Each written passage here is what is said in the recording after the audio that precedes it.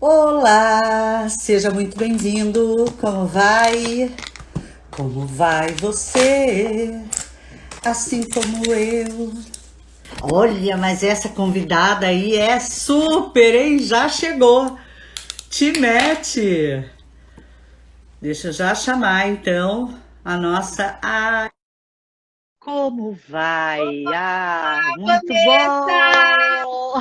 como vai? Menina, Tudo tudo bem? bom, querida? Que prazer imenso estarmos juntas novamente, viu? Eu tô muito contente. Tava com problema na Ah, minha live, a Carolina me ajudou, a gente testou, funcionou. ela é sensacional. Ela é uma, olha, é uma bênção. Agora mesmo eu e ela estávamos trabalhando, que fique claro, mas dando risada. Aí, essa coisa de home office, a mãe dela passou e disse: Vocês estão trabalhando ou estão? E ela gargalhando. É, nós estamos trabalhando, só que a gente ri enquanto trabalha. É, e assim que é bom, assim que é divertido, né, Vanessa? É claro, ainda mais essa hora, né? E tudo tem hora, né? Tem momentos que rola tensão também, né? Faz Sim. parte. Como hoje, aliás, gente, já vou fazer um gancho aí. Tá. Hoje vai rolar uma tensãozinha no conteúdo, não com a gente, é claro, né? Deixa eu Sim. apresentar para vocês a doutora Anete, que está conosco. Ela faz parte da equipe de professores, é uma pesquisadora dos professores de pós-graduação que eu coordeno, é uma exímia pesquisadora. E eu preciso contar para vocês que, assim, ó, quando foi a nossa primeira experiência em aula, houve uma intercorrência e esta mulher foi de uma elegância que ganhou meu coração. Eu admiro a Anete, gente competente e com esse coração aberto, essa simplicidade. Imagina. Parabéns, viu? Ah, Continua imagina! nessa jornada que a gente precisa de gente assim, especial que nem você. Nossa, e no fim foi maravilhoso, tá? Não sei se você já soube Ah, dos ó, reflexo. resultados. Foi assim um sábado e um domingo super agradável. Ah, eu tenho certeza, tenho certeza. Bom, boa noite, pessoal. Nos ajudem, por favor, a comunicar, a notificar os grupos, outras pessoas, dá aí um alô, né, Anete? Dá aí um alô para os seus amigos, clica na setinha e convida o povo para participar. Então, vamos começar conversando. Hoje nós temos um assunto sério, um papo sério, que vem acontecendo muito. E eu acho que é muito legal a gente ter pessoas que são pesquisadores nessa área Sim, para dar opinião, né? sim, E isso precisa, porque a nutrição está numa dinâmica, né, sim. de crescimento muito grande. E nisso, Anete, eu vejo que também ocorrem muitos oportunismos. Você sabe que ontem, na sala de treinamento da Atende Nutri, do programa de consultório que eu ofereço, eu comentei, né, que há 20 anos atrás, eu tenho até material para provar isso, eu usava o termo nutrição integrativa. Que lá no início a ideia era porque eu tinha profissionais de educação física, psicólogos na clínica, dança circular, porque eu fazia já em Olambra dança circular, eu cheguei a viajar por países diferentes para dançar. E então a clínica tinha essa ideia de trazer a yoga, Olha, a Ashtanga, né? Que era mais uma pegada de meditação, enfim. E hoje eu vejo muita gente usando o esse termo, tempo. só que não tem o mesmo significado do que atualmente também significa, Hum. né? Que é essa questão da saúde integrativa, com práticas complementares e atividades complementares. Então, é o mesmo exemplo que nós vamos falar do teste genético. Sim, Ele existe, sem dúvida nenhuma. Se é útil, se não é, até onde vai é. a prescrição e o planejamento nutricional, e eu vou além. Até onde vai a proibição alimentar a partir de um teste genético. Tá, Mas já chegamos lá. tá. Antes de mais nada, gostaria muito que você desse lembrando que a gente tem pouco tempo, né? Mas desse uma explicação de introdução para quem nunca ouviu falar dessa história de genética. E aí eu já provoco com 3 termos: nutrigenética, nutrigenômica e epigenética. Alô, doutora? Que coisa é essa? Então, tô vendo aqui o pessoal, olha que delícia. Tem um colega aqui de disciplina na Unifesp. Que bom ter você aqui. Bem-vindo! Bem-vindo. Então, Vanessa, é assim, a gente tem hoje um grande termo central chamado genômica nutricional, né? Esse termo genômica nutricional, ele abrange nutrigenética, nutrigenômica e o termo epigenética, tá? São 3 grandes termos, vamos dizer assim, que fica na aba, né, dessa grande área hoje estudada de genômica nutricional. A nutrigenética, Vanessa, ela é uma ciência que ela estuda a ação dos polimorfismos, dos genes, né? A influência dessa sua genética na alimentação. Então, a gente tem sempre que pensar que um gene, ele é um maestro de uma orquestra, né? Ele é um diretor de uma peça de teatro. Parte sempre de um gene a informação assim, produz aquela enzima, produz aquele hormônio, ativa aquele receptor. Essa é a função de um gene, né? Codificar enzimas, hormônios e receptores. Então, a gente vê na nutrigenética quais genes que demonstram como essa enzima é codificada e a influência nisso em cima do alimento, tá? A nutrigenômica, ela é um mecanismo, a gente pode dizer assim, como se fosse o inverso. É a influência da alimentação, dos antioxidantes, dos compostos bioativos em cima da expressão desse gene, né? Modificando o funcionamento desse gene.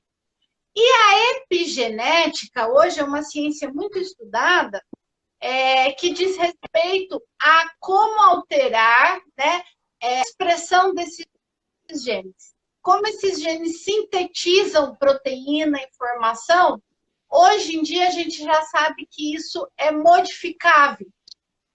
O gene se expressar mais ou menos. E isso é epigenética, tá? É a modificação de como esses genes se comunicam, vamos dizer assim, né? Mediante a um estilo de vida. Então, são esses, hoje, os termos, né, utilizados dentro dessa questão aí genética, testes genéticos.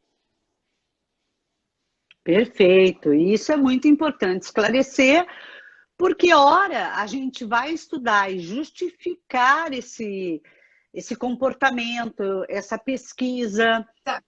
Porque ela provém de uma herança familiar e ora porque é um advento da resposta do ambiente. E dentre as respostas do ambiente está a alimentação, não é isso, Anete? Sim.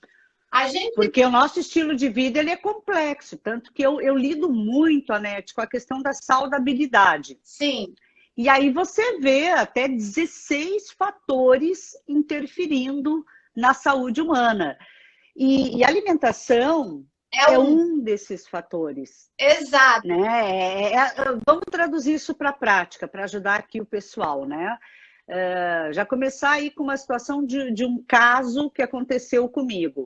Uma paciente teve uma consulta médica, uma consulta com um nutricionista, um colega, não vem ao caso, e tá... Oi, tá me ouvindo? Tô sim, mas você tá cortando e aí bastante. Ela... Ui, para aí então, me dá um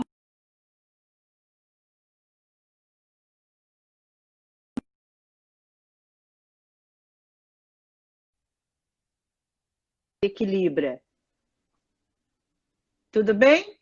Sim. Bom, Aí, o que aconteceu? Ela fez um exame para vitamina A, e a vitamina A realmente ela tem várias importâncias que não só a infecção, né? Mas a deficiência da vitamina A ela compromete realmente, né? Essas estruturas epiteliais do processo de visão. Essa paciente tinha 37 anos na época, não usava óculos, tá? E aí foi constatada a deficiência da 1515 linha beta-caroteno monoxigenase. Eu tenho dislexia, não liga, então eu tenho que falar com calma. E aí ela fez o exame e a nutricionista associou com a deficiência, com a probabilidade, porque ela fez o exame para a vitamina A. E é aí que eu quero que você nos esclareça isso.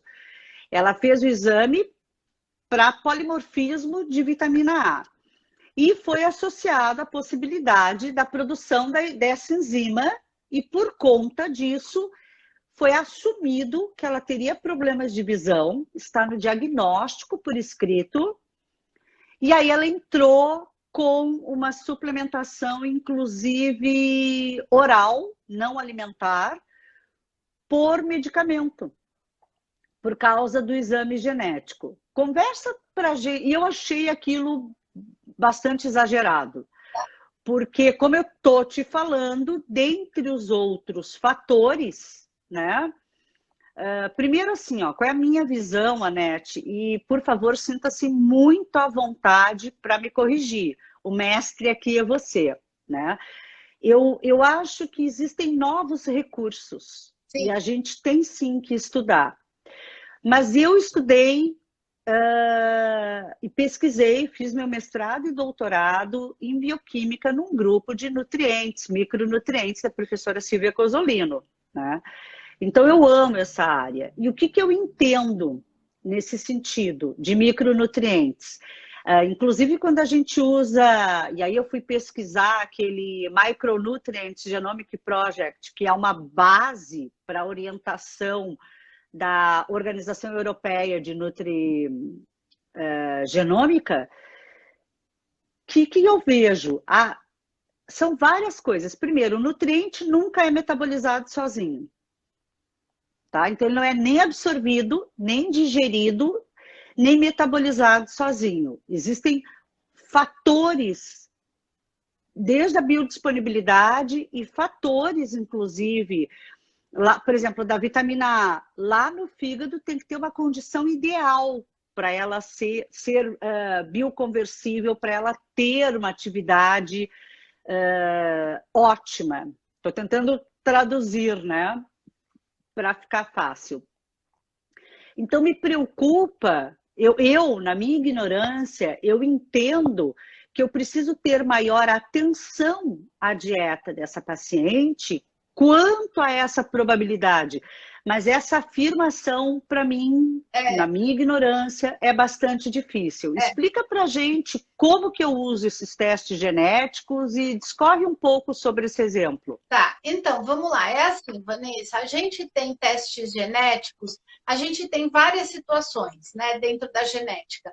Tem algumas situações que a gente chama de monogênicas, tá? Quando é uma situação monogênica, por exemplo, a fenilcetonúria, algumas patologias, tem uma variação no gene que vai levar, sim, a um diagnóstico, tá? A uma situação onde realmente se fecha um diagnóstico e se tem que ter uma conduta de exclusão alimentar.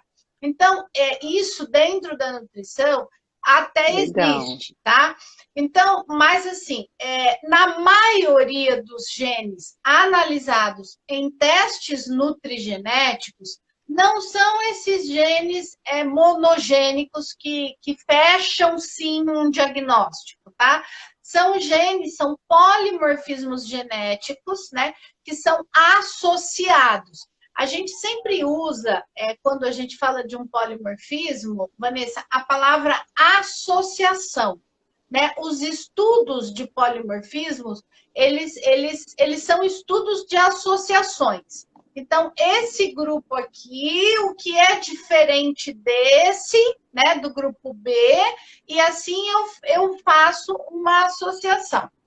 E aí, esses polimorfismos de vitamina A, de vitamina, o MTHF da B9, todos eles identificam uma diminuição, né, uma menor efetividade, vamos dizer assim, uma diminuição nessas enzimas, na ação dessas enzimas que são fundamentais, que são importantes para metabolizar, seja a vitamina A, seja, por exemplo, o gene FADs do ômega 3, seja o MTHFR metabolizando o ácido fólico. Só que isso está longe de se fechar um diagnóstico. Tá? Não tem como, não é possível, não é correto fechar um diagnóstico por meio disso. Existe uma associação e assim o seu pensamento ele é correto. Um teste ele é correto no seguinte sentido: um teste nutrigenético, a principal finalidade dele é preventiva, é prevenção. Quem usar de outra forma, quem usar um teste nutrigenético para fechar diagnósticos, não está, vamos dizer assim, atualizado, não está usando de forma correta e ética. Se eu mudar o raciocínio para um pensamento preventivo, aí sim ele se adequa. Como é que eu previno, né? Eu previno, sim. Eu posso construir, no caso que você citou, o seu exemplo, um plano alimentar e perfeito, concordo. Assim, orientando, né? Falando assim, né, pacientinho, né, fulano, você tende, olha as palavras que eu estou usando, né? Você tende a ter uma menor eficiência dessa enzima, o que sugere que você, se você se alimentar mais, a gente vai prevenir que isso em algum momento se torne deficiente. A deficiência dessa vitamina A, do ômega 3, da vitamina B9, ou seja, está associada, mas não, com alguma patologia, mas não significa em hipótese nenhuma que ele vá ter o que ele vai desenvolver. O que eu falo sempre, Vanessa, é que é assim, um teste nutrigenético, ele trabalha com prevenção, né? Ele trabalha com associações. A gente tem genes, sim, hoje, tá? Com meta-análises super, assim, muito mais do que uma. Tem alguns genes associados à obesidade, ou até esse gene mesmo do MTHFR, que metaboliza a B9, o gene FADs, que metaboliza o ômega 3, eles já têm diversas meta-análises comprovando essa menor eficiência, né, na metabolização desses nutrientes. Mas, como você mesmo disse, é uma fatia da história, né? A gente tem ainda a microbiota, a absorção, a gente tem o histórico. A própria, NET, que me preocupa um pouco, a própria atividade enzimática. Eu fui a primeira pessoa a padronizar no Brasil enzimas antioxidantes, glutationa peroxidase, catalase, com o professor Rui Cury no ICB nos anos 90, né? Fazia em ratos. E lidando com a atividade enzimática, e quando você vai para o laboratório trabalhar com enzimas, a gente sabe a dificuldade que é, a rapidez, a exigência, a delicadeza, enfim. Claro que 30, 20 anos depois, tudo isso está muito mais avançado e nós já falávamos de genética e hoje isso é uma realidade. Mas uma das coisas que eu aprendi em enzima é que eu não preciso ter a enzima a 100% da atividade. Não. A atividade dela tem que ser ideal para responder à provocação, sim, à necessidade de ação dela. Sim. Então, isso que me confunde, né?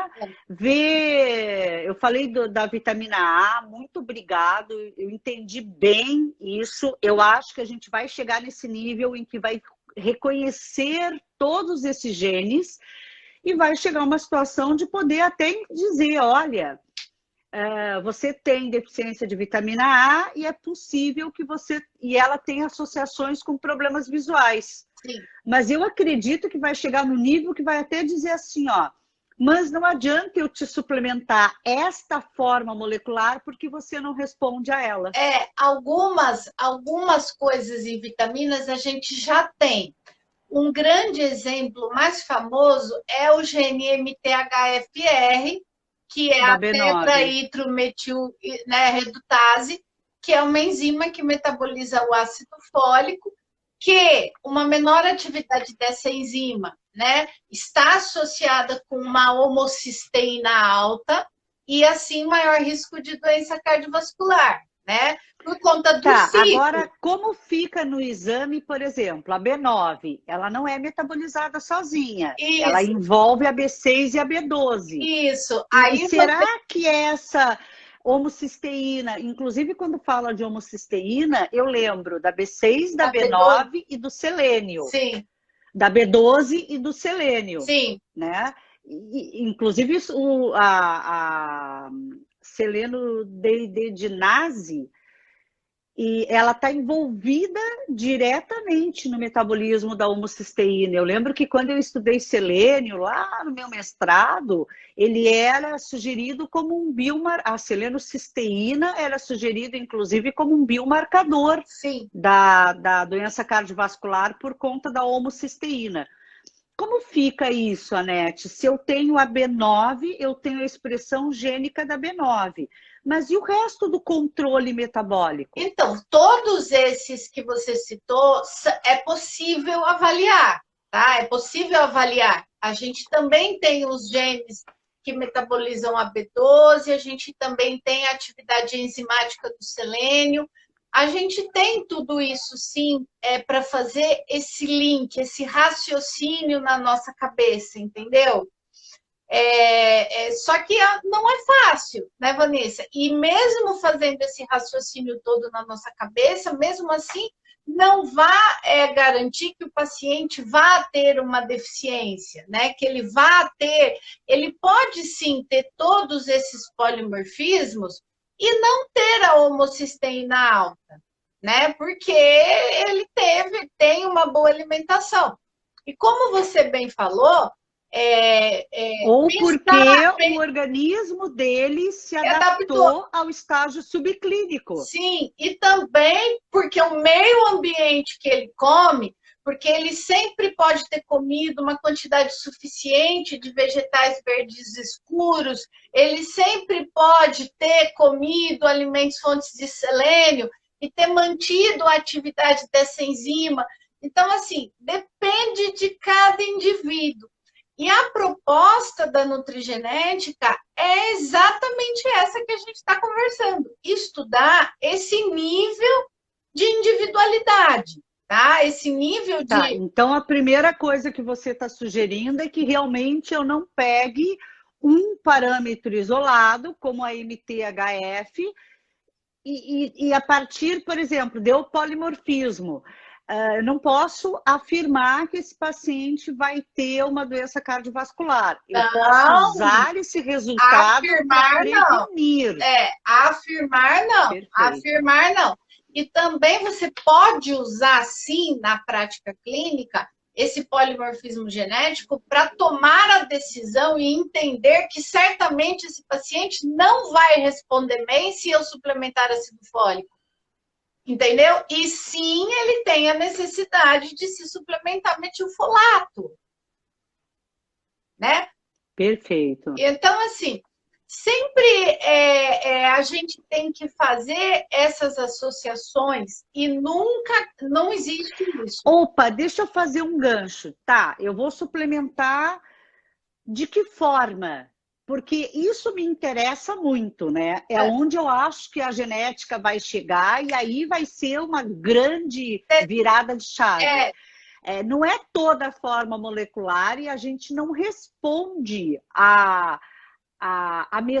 ao mesmo componente. Que uma coisa que eu falo muito em aula, né, quando eu dou micronutrientes, e faz tempo até que eu não dou essa aula, mas eu amo de paixão nessa área, é que não é tudo zinco. Não. Depende a forma molecular, depende o que eu tenho naquela molécula de carbono, se ele está vinculado a qual aminoácido, a qual componente bioativo, Sim. né? Que hoje a gente já tem muita compreensão dos compostos bioativos, otimizando os resultados aí de micronutrientes, enfim.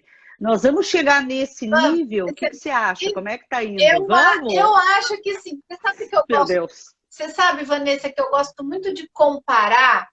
Eu sou formada há 20 anos. Há 20 anos atrás, eu fui a segunda turma da Universidade de São Camilo, que eu me formei pela São Camilo, a ter nutrição. Em que ano você formou? 1999. Nossa, eu dei aula na São Camilo até 98 ou 7, né? Olha só, eu já estudava lá. Comecei em 1996. Aí, o que eu quero dizer? Eu fui a segunda turma da São Camilo a ter nutrição esportiva. Naquela época, quem tinha nutrição esportiva era a USP e a São Camilo, entendeu? Então, assim, e hoje, se você olhar a nutrição esportiva 20 anos depois, na época, 20 anos atrás, a gente falava assim, mas que é isso? Onde é que eu nunca nem vi um atleta. Mas eu tenho certeza que a gente não se cruzou, menina. Eu dava matéria infantil e dei, não me lembro, 3 ou 4 disciplinas. Inclusive, eu levei o projeto de nutrição esportiva para Sandra Chimin, para São Camilo. Então, eu cheguei a dar um semestre como optativa, porque achavam que era uma febre e ia passar. Então assim, Vanessa, sendo muito sincera com você, eu vislumbro, eu entendo a genômica nutricional dessa forma. Hoje, a gente não tem a genômica nutricional como grade na faculdade. Hoje, a gente não, tem uma ou outra. Eu conheço uma ou duas universidades que têm um semestre de genômica nutricional na graduação, entendeu? Então, assim, aí quando a gente foi, e eu acredito muito que daqui a 20 anos a gente vai tá lembrando. Muito menos.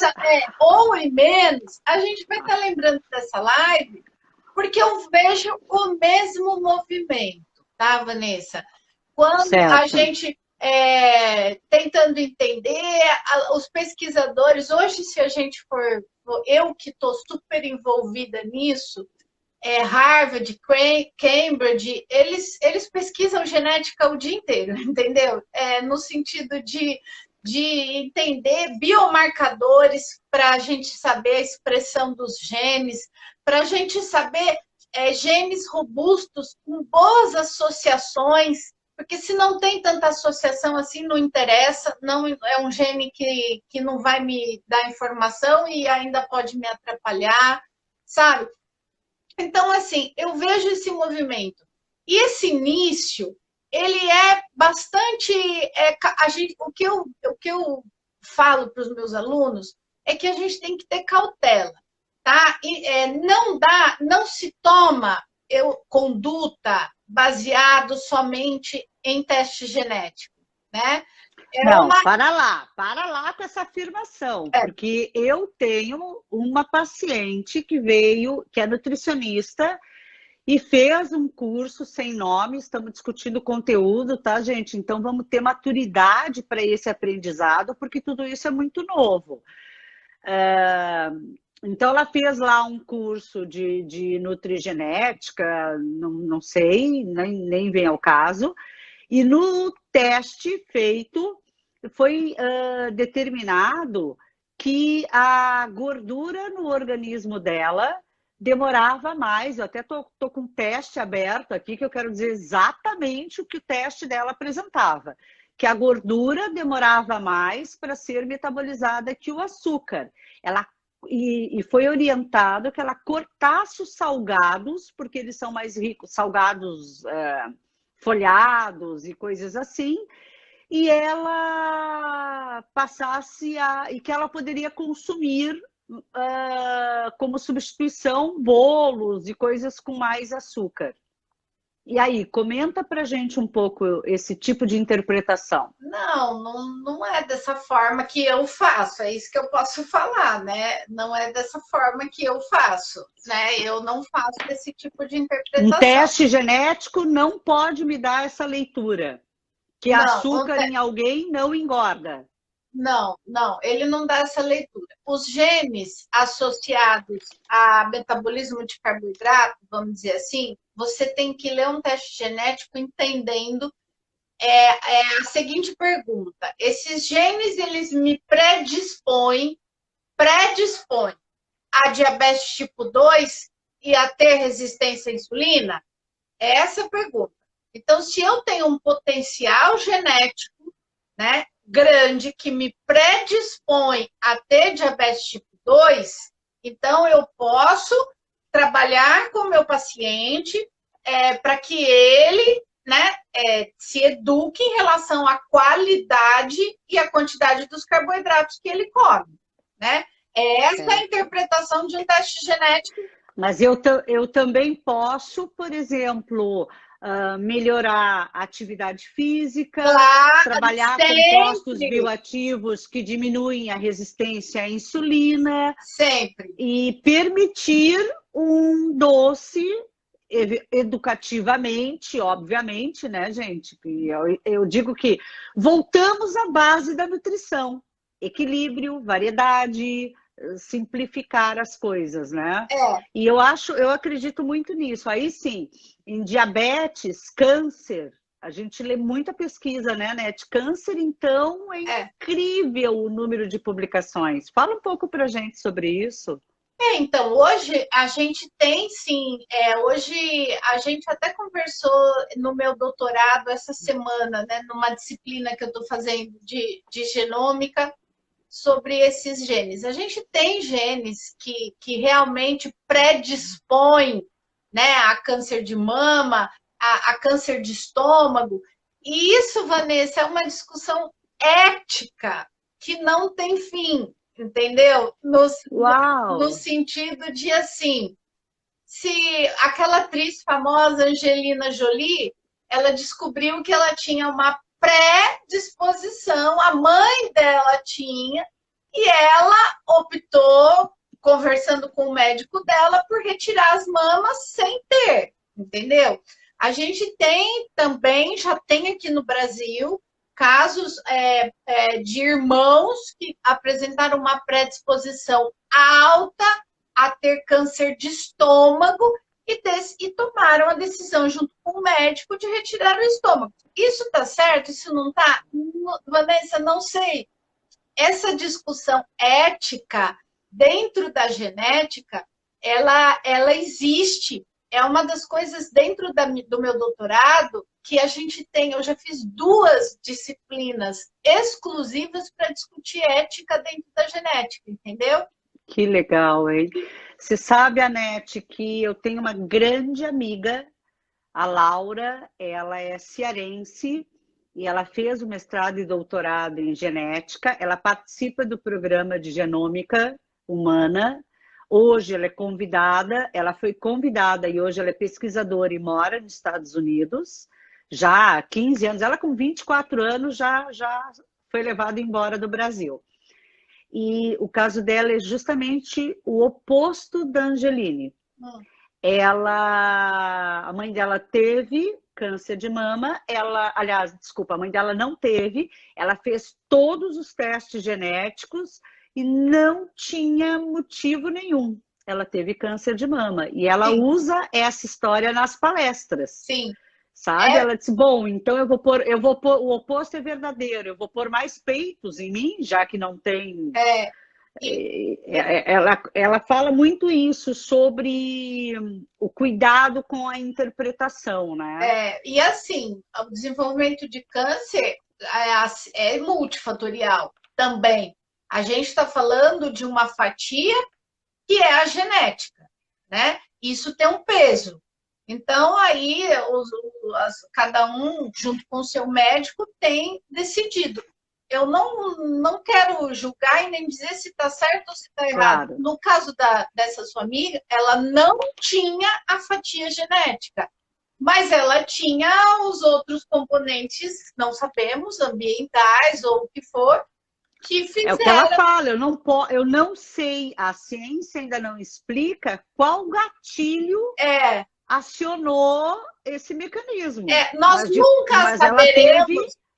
nunca saberemos se a Angelina Jolie ia desenvolver ou não, ou se esses irmãos que tiraram estômagos iriam desenvolver ou não, entende? Então, assim, tem que ficar claro para a população que a gente trabalha com predisposições. Então, assim, você saber que você tem uma predisposição, Vanessa, isso eu te garanto, tá? Pela minha prática. Você saber que você tem uma predisposição, por exemplo, a desenvolver diabetes tipo 2, ajuda, no mínimo, numa maior adesão. Entendeu? Não é... Porque, assim, eu costumo falar para as pessoas, assim, é papo de nutricionista. Toda nutricionista fala isso. Todo mundo fala. Toda nutricionista fala. Coma moderadamente o açúcar, né? Deixe para os finais de semana. Isso como você falou, é a base da nutrição. A gente faz essa orientação, isso é uma orientação geral, é uma orientação populacional. Controle o seu consumo de açúcar.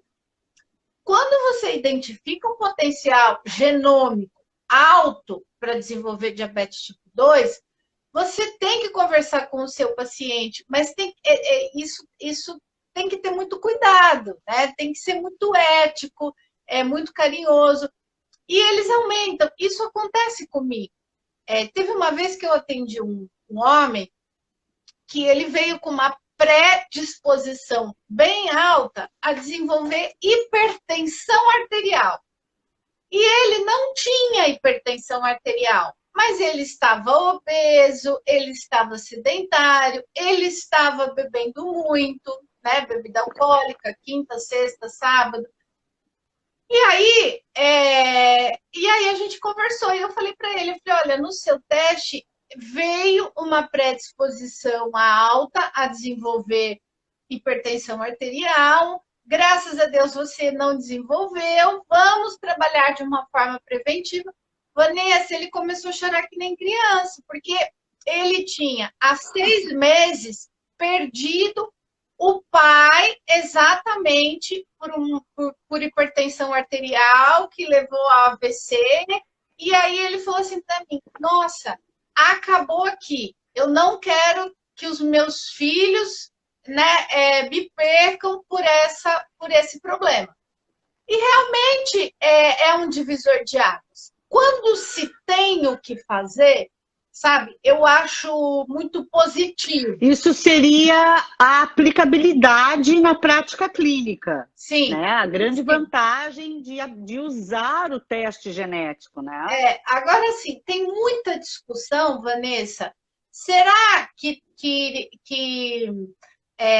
todos os genes que estão sendo oferecidos para a população ajudam?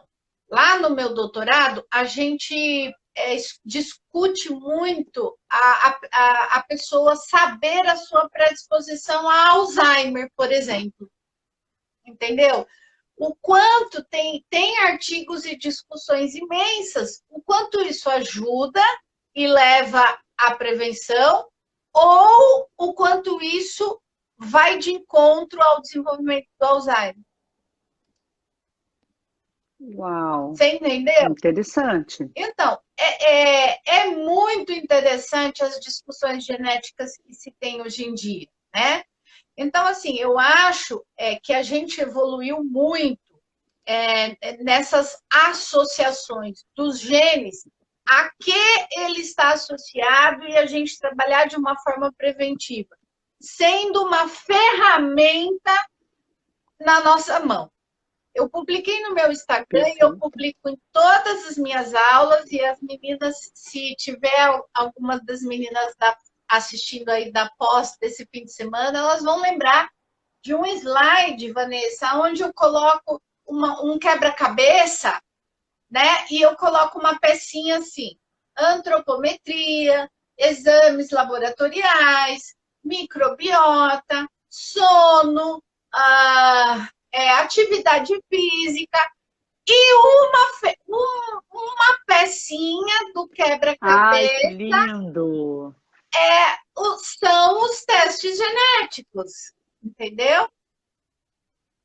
Se bem Perfeito. empregado, é um recurso muito bom. O que acontece, Vanessa, e em toda mesa redonda, conversa que eu vou, é que as pessoas também têm nivelado a genômica nutricional pela régua do Instagram. Sim e não, assim, sim, é verdade, mas a gente que dá aula em pós-graduação, É, eu tenho visto, inclusive, muito isso voltado para prescrição. Então, o cara vai lá, faz um teste genético, né?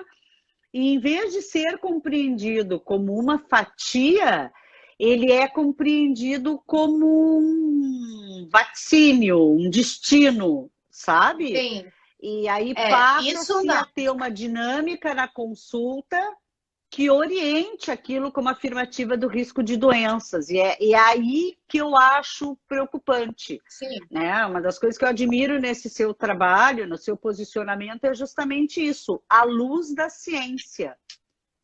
E não como uma afirmativa. Olha, você não pode mais. Eu tenho um paciente que foi proibido de comer feijão, porque o teste genético, ela não tem problema nenhum.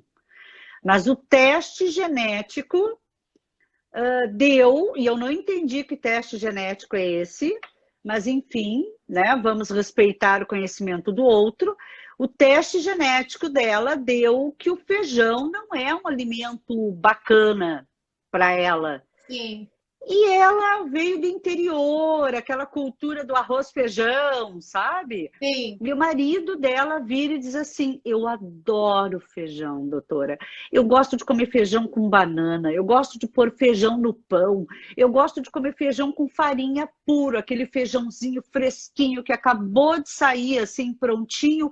Põe no prato, larga uma farinha, para mim é uma refeição. E agora lá em casa a gente não come mais feijão.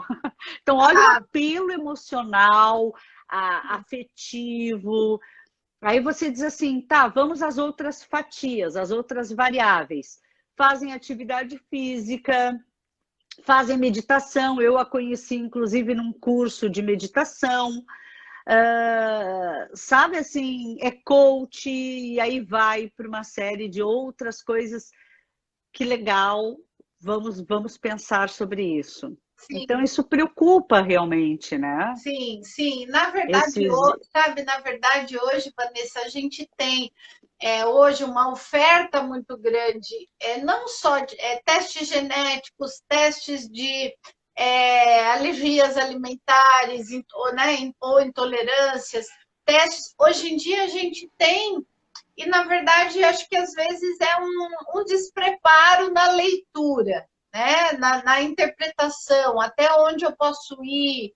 Então, assim, eu tenho uma preocupação muito grande, né, com o que eu falo para os meus alunos, com o que eu passo para os meus pacientes, nas leituras que eu faço, e eu tento ensiná-los dessa forma, né, para usar com ética, com conhecimento, fazer o seu, sabe?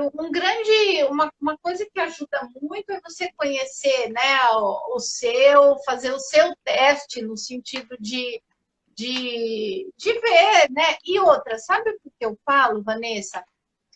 Eu, assim como você, eu tenho uma história que não é pequena dentro da nutrição clínica, tá? Então, assim, Eu já fui nutricionista do Hospital das Clínicas, do Instituto Central, de UTI, de transplante, de paciente renal, da geriatria, de moléstias infecciosas. Eu já fui nutricionista de spa, de home care, de clínica escola, do ambulatório São Paulo, de clínica particular. Então, assim, eu falo que a minha segurança, o meu domínio dentro da área clínica é muito grande. E aí, o que que Claro. aconteceu? Tá falando, eu tive um semestre como A Cris está comentando que você falou da nutrição esportiva e ela comentou que também teve. que Legal. aconteceu? Eu peguei a genética dentro de uma base pesadíssima de clínica, de duas Fantástico. especializações, de mestrado, e incluir. Eu vejo que muitas vezes as pessoas fazem o caminho inverso, entendeu? Você, na verdade, integra, né, Exato, a exato, genética, e exato. aí eu vou tomar a liberdade de virar a minha tela aqui e mostrar um negócio que eu acho sensacional e que eu trabalho até no curso, na Atende Nutri. Né? E é bastante isso. A genética, eu adorei sua fala da fatia, né? Porque realmente ela é uma fatia. Sim, Tem várias considerações nesse quesito sobre predisposição. sim. E eu não consigo afirmar que apenas isso pode ter o impacto que se propõe. É, Até porque o, eu acredito nessa história de integrar isso. com os Então, demais exames, com a história clínica, com o que de fato pode vir a acontecer com o seu cliente. Eu acho que essa sua vivência ajuda muito você a trazer isso, Cris, é, a trazer essa seriedade, é, né? é, e, Essa é, e, é, experiência. e é assim, você falou, né?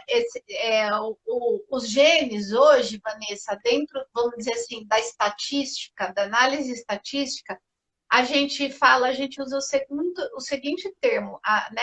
A estatística que a gente usa na genética é relacionada à razão de chance, né? O odds rate, que a gente chama Hum, na epidemiologia. Então, é a chance. Então, tem genes, Vanessa, sim, hoje, com associações bem robustas, que associam, que falam assim, que conferem assim, aquele indivíduo ele tem 46 vezes mais chance de desenvolver tal coisa, tá?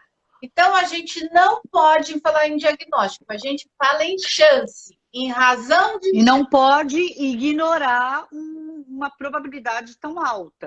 então, tem genes que têm probabilidade alta dentro do quadro de desenvolvimento de diabetes tipo 2, de Diabetes, hipertensão, entendeu? câncer. Então, assim, câncer. Então, essas E razões, obesidade também, a né, própria Anete? Está sendo obesidade. bastante estudado. A gente pega muito artigo mostrando alguns indivíduos com probabilidade muito alta para Sim. E obesidade. você sabe, Vanessa, que foi quando começou a pandemia em março, em fevereiro, eu tinha ido dar uma aula no Sírio-Libanês de genética e obesidade para os médicos que fazem cirurgia bariátrica, né, lá, Uau, que lindo! porque eles queriam. A gente está tendo muito reganho dentro da bariátrica, né? E aí eles queriam entender um pouco sobre a genética da obesidade para saber se esse reganho era, né? São suposições, tá? A gente não tem essa afirmação. Sim, se é uma resposta de Se, comportamento e o que motiva esse comportamento, né? e se o indivíduo tem essa predisposição genética alta, será que eu tenho que tratar diferente ou eu tenho que optar por um modelo de cirurgia diferente? Isso interfere na minha escolha da cirurgia, Perfeito. entendeu? E nós, nutricionistas, também temos que pensar e refletir sobre isso, Sim, porque a genética ela vai interferir no balanço energético dos indivíduos, que eu sempre chamo atenção, gente, é diferente, o aproveitamento, isso da gente calcular 1 grama, que já está errado, né?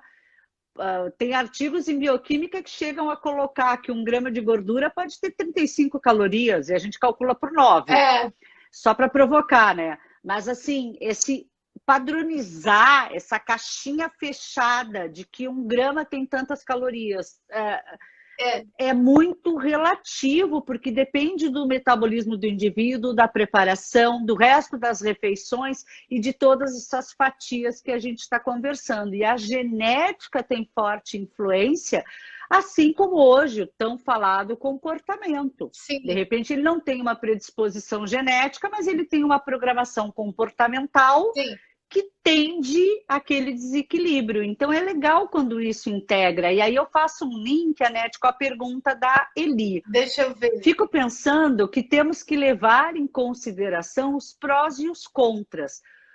Anete, qual seria o equilíbrio para a gente usar a genética Escolha, no nosso consultório? escolha genes que têm. As pessoas se vislumbram eu vejo hoje as pessoas se vislumbram com testes assim, que tem 1.500 genes. Tem que ter uma justificativa, tem que ter uma premissa, entendeu? Para você investigar, tentar justificar alguma coisa no seu paciente, ter uma indicação. Então, por exemplo, eu trabalho com pessoas que têm uma condição financeira que pode pagar. Aí tem pessoas que sentam na minha frente e falam assim: ah, o Fleury, eu vou fazer um exoma humano no Fleury. Você acha que eu faço? Eu falo, não, não faça, não precisa. Aí, por exemplo, a semana passada me ligou uma pessoa, Vanessa, que falou assim para mim: olha, eu tô com meu sobrinho há 30 dias internado no hospital em São Paulo, ninguém descobre o que é, a situação é essa, me indicaram fazer um exome humano. Faça! Faça correndo, se ninguém está descobrindo legal. o que é, vai lá que você vai descobrir, vai salvar. É uma criança de 10 anos, tem tratamento. Muito legal. Ou, por exemplo, quando você tem. Eu estou com uma paciente que não se chega a um diagnóstico e ela tem uma resposta infecciosa, inflamatória muito alta, Sim, né? sim. E, enfim, diagnóstico, doença rara. Tá. Esse é um dos indicativos. Vamos aprofundar isso, vamos entender. Aí o endócrino respondeu que é tentativa e erro. Então, Sabe assim? a genética, a genômica, seja nutricional ou né, de patologias, uma das coisas que a gente fala é eliminar essa tentativa e erro, entendeu? Legal, legal. Eliminar essa tentativa e erro. A gente consegue, é possível. Né? Existem ainda, sim, muitos debates dentro dessa aplicabilidade, né? É muita coisa para a gente evoluir, para a gente aprender, para a gente discutir. Mas, assim, as pesquisas na parte da genômica, dos compostos bioativos, estão sensacionais, Vanessa. Então, e aí eu já aproveito para fazer uma provocação antes que o nosso tempo acabe. Já está acabando, vai já aplicar. Não, a gente volta, porque essa eu não durmo sem. Anete, fala para mim da dieta do DNA. O que você acha disso? Como é que tá isso? Está tão forte aqui no Sul isso. Nutricionistas e médicos exigindo o exame de DNA para prescrever a dieta do DNA. Então, eu sempre falo para os meus alunos que eu não gosto de usar esse termo, tá? Na verdade, um teste genético é o máximo hoje de recurso que a gente tem para entender um pouco da individualidade humana. Como eu falei, é uma parte. A gente tem que colocar as outras coisas, a bioquímica do paciente, a antropometria, para construir um plano alimentar individualizado.